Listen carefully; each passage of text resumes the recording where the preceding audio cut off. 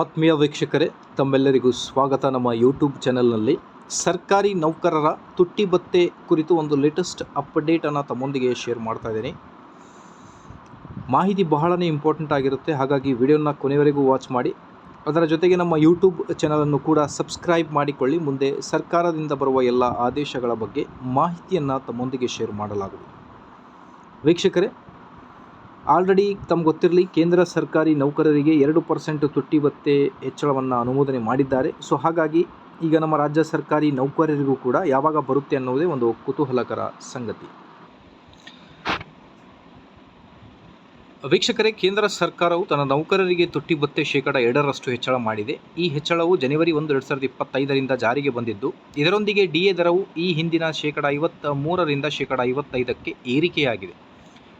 ಯುಗಾದಿ ಹಬ್ಬದ ಸಂದರ್ಭದಲ್ಲಿ ಕೇಂದ್ರ ಸರ್ಕಾರಿ ನೌಕರರ ತುಟ್ಟಿ ಭತ್ಯೆ ಹೆಚ್ಚಳ ಮಾಡಿದ ಬೆನ್ನಲ್ಲೇ ಕರ್ನಾಟಕ ಸರ್ಕಾರಿ ನೌಕರರು ಕೂಡ ತುಟ್ಟಿ ಭತ್ಯೆ ಏರಿಕೆಗೆ ರಾಜ್ಯ ಸರ್ಕಾರದ ಮುಂದೆ ಬೇಡಿಕೆಯನ್ನು ಇಟ್ಟಿದ್ದಾರೆ.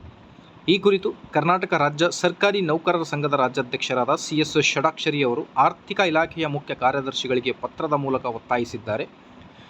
ಈಗಾಗಲೇ ಕೇಂದ್ರ ಸರ್ಕಾರವು ಸರ್ಕಾರಿ ನೌಕರರಿಗೆ ಗುಡ್ ನ್ಯೂಸ್ ನೀಡಿದೆ. ಅಖಿಲ ಭಾರತ ಬೆಲೆ ಸೂಚ್ಯಂಕ ಆಧರಿಸಿ ಕೇಂದ್ರ ಸರ್ಕಾರವು ಸರ್ಕಾರಿ ನೌಕರರ ತುಟ್ಟಿ ಭತ್ಯೆ ಮಂಜೂರು ಮಾಡಿದೆ. ಪ್ರಧಾನಿ ನರೇಂದ್ರ ಮೋದಿ ಅವರ ಸರ್ಕಾರ ಮಂಜೂರು ಮಾಡಿದ ದಿನಾಂಕದಿಂದಲೇ ಪೂರ್ವಾನ್ವಯವಾಗಿ ರಾಜ್ಯ ಸರ್ಕಾರಿ ನೌಕರರಿಗೂ ತುಟ್ಟಿ ಭತ್ಯೆಯನ್ನು ಮಂಜೂರು ಮಾಡಿರುತ್ತದೆ. ಇನ್ನು ಕೇಂದ್ರ ಸರ್ಕಾರ ತನ್ನ ನೌಕರರಿಗೆ ಜನವರಿ 1, 2025ರಿಂದ ಪೂರ್ವಾನ್ವಯವಾಗಿ ಜಾರಿಗೆ ಬರುವಂತೆ 2% ತುಟ್ಟಿ ಭತ್ಯೆ ಮಂಜೂರು ಮಾಡಿದ್ದು, ಅದರಂತೆ ರಾಜ್ಯ ಸರ್ಕಾರಿ ನೌಕರರಿಗೆ ಜನವರಿ 1, 2025ರಿಂದ ಪೂರ್ವಾನ್ವಯವಾಗಿ ಜಾರಿಗೆ ಬರುವಂತೆ 2% ತುಟ್ಟಿ ಭತ್ಯೆಯನ್ನು ಮಂಜೂರು ಮಾಡಬೇಕೆಂದು ನೌಕರರ ಸಂಘದ ರಾಜ್ಯಾಧ್ಯಕ್ಷರಾದ CS ಷಡಾಕ್ಷರಿ ಮನವಿಯನ್ನು ಮಾಡಿದ್ದಾರೆ. ಸೊ 2% ಹೆಚ್ಚಳವು ಕಳೆದ 7 ವರ್ಷಗಳಲ್ಲಿ ಅತ್ಯಂತ ಕಡಿಮೆ ಎಂದು ಕೆಲವು ವರದಿಗಳು ಸೂಚಿಸಿವೆ.